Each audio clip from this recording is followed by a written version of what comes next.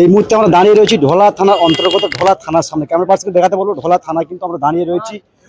বিগত কয়েকদিন আগে পীরজাদা আব্বাস সিদ্দিকীকে ভাঙড়কে লক্ষ্য করে নওশাদ সিদ্দিকীর যিনি বিধায়ক রয়েছে ভাঙড় কেন্দ্রে, এক নেতাকে, তৃণমূল নেতাকে খুন করার উপলব্ধি করে আব্বাস সিদ্দিকী এবং নওশাদ সিদ্দিকী গালাগালি দিয়েছে। তার সেই আহলে সুন্নতুল জামাতের পক্ষ থেকে কিন্তু ঢোলা থানা আজকের ডিভিশন তারা জমা দিচ্ছে।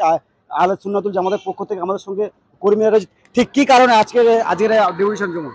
আজকের আমাদের ডিভিশন জমা আজকে তো একটা এফআইআর কপি, যে পীরজাদা আব্বাস সিদ্দিকী নামে যে ভাঙড়ে যে গালিগালাজ করলো ওনার মার ধরে, তার জন্য আমরা আজকে আর আলোচনা আমাদের সংগঠনের তরফ থেকে আমরা আজকের এফআইআর করতে এসেছি। মূলত ভাঙড়কে কেন্দ্র করে যে উত্তপ্ত পরিস্থিতি তৈরি হয়েছে শাসকের ভিতরে, যেটা এখন পর্যন্ত পুলিশ তদন্ত সূত্র মারফত পাওয়া যাচ্ছে, তৃণমূল নেতা খুন হয়েছে এবং তৃণমূল খুনটা করেছে এমনটা পাওয়া যায়। সেই ক্ষেত্রে আব্বাস সিদ্দিকী এবং নওশাদ সিদ্দিকীর মা বাপকে গালি দেওয়ার কারণটা কি? সেখানে দেখুন, যেখানে মার্ডারটা হয়েছে ওরাই তো সবই করছে, গোষ্ঠীকণ্ড করে এটা ওনাকে মার্ডার করা হলো কেন? আধা ঘন্টার মধ্যে শওকত মোল্লা ওখানে কিভাবে যেতে পারে? 10 মিনিটের মধ্যে ওখানে শওকত মোল্লা যেতে পারছে ওখানে? বলে ওই দিনে দুটো মিটিং অ্যাটেন্ড ছিল, তো মিটিং অ্যাটেন্ড করার পর শওকত মোল্লা কিভাবে আধ ঘন্টা পারে? নওশাদ আছে হচ্ছে তো ফুরপুরে আছে, আর ওখানে আধ ঘন্টার মধ্যে 20 মিনিটের মধ্যে চলে যাচ্ছে তোমার শওকত মোল্লা। মূলত এখন আপনারা কি চাইছেন? না, আমরা চাচ্ছি যেটা আমাদের পীরজাদা বা আমাদের যে ভাইজানের মার ধরে যে গালি দিয়েছে তার জন্য আমরা এটা একটা এফআইআর কপি করতে এসেছি।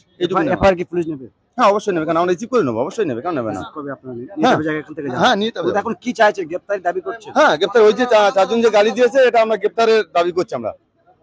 আপনার নাম? মিজানুর মোল্লা। এই মুহূর্তে মূলত আমরা দাঁড়িয়ে আছি ঢোলা থানার অন্তর্গত। কিন্তু এই মুহূর্তে আমার সঙ্গে আর আহলে সুন্নতুল জামাতের কর্মীরা রয়েছে। মূলত ভাঙড়কে কেন্দ্র করে বারবার আব্বাস সিদ্দিকী এবং নওশাদ সিদ্দিকীকে ব্যক্তিগত আক্রমণ হচ্ছে। আমার সঙ্গে ব্যক্তিরা আহলে সুন্নতুল জামাতের কর্মীরা রয়েছে। কি কারণে আজকে থানার সামনে জমা? যে ভাঙড়ে যে টিএমসিদের মধ্যে যে গোষ্ঠদ্বন্দ্বী হয়েছে, ওরা নিজেদের মার্ডার করেছে, করে যে আমাদের পীরজাদা আব্বাস সিদ্দিকী বড় ভাইজান এবং নওশাদ সিদ্দিকী দুই ভাইয়ের বাপ মা তুলে যে গালাগালি করেছে যে দুষ্টু, তার কারণে আমরা আজকে থানায় জেডি করতে এসেছি। তার আমরা অবিলম্বে শাস্তি চাই।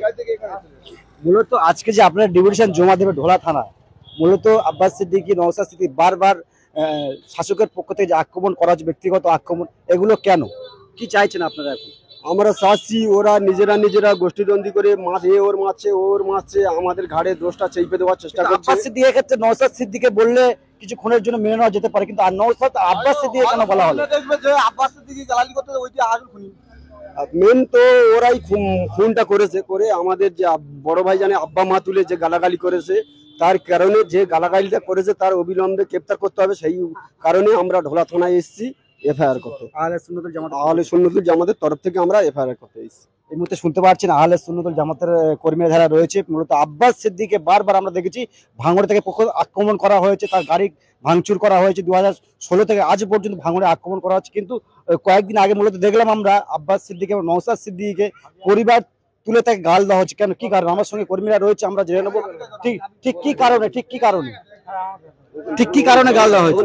আজকের দিনে যদি ভেবে দেখা যায়, মানে সরকার, রাজ্য সরকার সম্পূর্ণ মানে নওশাদ সিদ্দিকী আর আব্বাস সিদ্দিকীর বিরোধী করার জন্য, যাতে ওরা কোনো জায়গায় শক্ত ঘাঁটি না করতে পারে, তার জন্য আজকের আঘাত করা হচ্ছে। যে কোনো ভাবে প্রত্যেক মানুষের আজকে ভেবে দেখা উচিত যে আজকে রাজ্য সরকার মদতে আজকে যে সাধারণ মানুষ একটা পীরজাদাকে গালাগালি আক্রমণ করা হচ্ছে, মানে মূলত কি কারণে আব্বাস সিদ্দিকী ব্যক্তিগত আক্রমণ করা হচ্ছে? কি কারণে আজকের আব্বাস সিদ্দিকী নওশাদ সিদ্দিকী পথের কাঁটা রাজ্য সরকারকে, তার মদতে এই যে কিছু ক্রিমিনাল গুলো আজকে রাজ্য সরকার পুঁছে রেখেছে।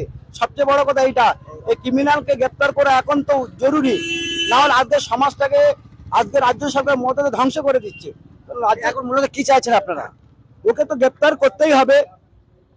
গ্রেপ্তার করলে আমরা চাই ওকে গ্রেপ্তার হোক, এইটা আমাদের কাছে সবচেয়ে বড় কথা। দৃষ্টান্তমূলক শাস্তি হোক ওকে, নাহলে আজকে সমাজটাকে আজকে ভালো জায়গায় থাকবে না। ওই একটা মানুষের জন্য আরো 20টা মানুষকে ক্ষতি হচ্ছে। ওইসব ক্রিমিনালকে একদম পুরো মিনিমাম 10 থেকে 12 বছর ওদের গ্রেপ্তার হাজতে রাখতে হবে। এইটি সবচেয়ে বড় আমাদের দাবি। মূলত আজকের যে কারণে আমরা ঢোলা থানার সামনে কিন্তু অবস্থান বিক্ষোভ করছি, এবং তার পাশাপাশি দেখা যাচ্ছে ঢোলা থানার সামনে কিন্তু আমরা দাঁড়িয়ে রয়েছি। এখানে আহলে সুন্নতুল জামাতের কর্মীরা রয়েছে। তারা মূলত তাদের একটাই দাবি যে আব্বাস সিদ্দিকীকে বারবার ব্যক্তি আক্রমণ করা হচ্ছে। সেই কারণে কিন্তু আজকের এই ডিভিশন থানায় তারা জমা দেবে। মূলত তাদেরকে গ্রেপ্তার করতে হবে, কারণ বারবার আমরা দেখেছি ভাঙড়কে কেন্দ্র করে আব্বাস সিদ্দিকীর ব্যক্তি আক্রমণ করছে। আমার সঙ্গে এই মুহূর্তে রয়েছে মিজানুর ভাই। আমরা বলবো এই বারবার ব্যক্তি আক্রমণ কেন?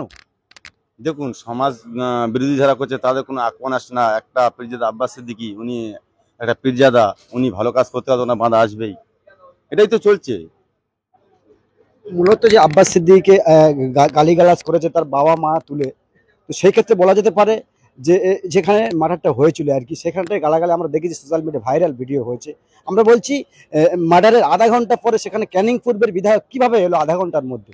নিশ্চয়ই ওদের কোনো পরিকল্পনা ছিল, ওরাই তারা করেছে কাজটা, নাহলে আধা ঘন্টার মধ্যে যাবে কিভাবে ওখানে? কিন্তু বারবার যে দেখে দেওয়া হচ্ছে, শাসকের পক্ষ থেকে বারবার দেখে দেওয়া হচ্ছে যে আইএসএফ 2021 সালে সন্ত্রাস, 21 সাল থেকে শুরু করে 25 সাল পর্যন্ত সন্ত্রাস তৈরি করছে। কিন্তু আমরা দেখেছি যে রাজ্জাক মোল্লা খুনের মার্ডারে একাধিক তৃণমূল কংগ্রেসের নেতা জড়িত রয়েছে, এবং পুলিশ সূত্রে যেটা পাওয়া গিয়েছে তৃণমূল কংগ্রেসের নেতা জড়িত রয়েছে। কিন্তু ক্যানিং পূর্বের বিধায়ক বারবার বলছে যে এখানে আইএসএফ এর মদত রয়েছে। কি বলবেন? বলার তেমন কিছু নাই, 26-এ বুঝিয়ে দেবো, এটা 26-এ বুঝিয়ে দেবো। এই যে বারবার আপনারা অভিযোগ করে যে ভাঙড়ে কেন্দ্রে আপনাদের ভোট লুট করা হয়, সেক্ষেত্রে নির্বাচনটা কিভাবে চালাবেন? দেখুন, একটা কথা, পীরজাদা আব্বাস সিদ্দিকী যে সমাজ যে নীতি করতে যাচ্ছে, অ্যাকচুয়ালি বলার কিছু নাই। কেন এসব জিনিস খুব বাজে জিনিস, কেন এই যে শাসক দল যারা করছে, বা এই যে শওকত মোল্লা যাদেরকে বলি, আমি তো সরদার মোল্লা বলি, আমি শওকত মোল্লা বলতে চাই না, এটা মুখে আসে না।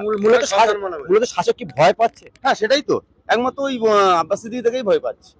আব্বাস সিদ্দিকী 2026-এ কি বিধানসভা নির্বাচন সেটা এবার আমাদের দলের চেয়ারম্যান আছে, উনি আলোচনা করবে কি হবে না হবে, তারপর আমরা চিন্তা করবো। কোথাও মিজানুর ভাই, কোথাও গিয়ে মনে হচ্ছে যে আব্বাস সিদ্দিকী সাহেব বা নওশাদ সিদ্দিকী সাহেব 2026 সালে তারা রাজনীতি থেকে সরে দাঁড়াবে?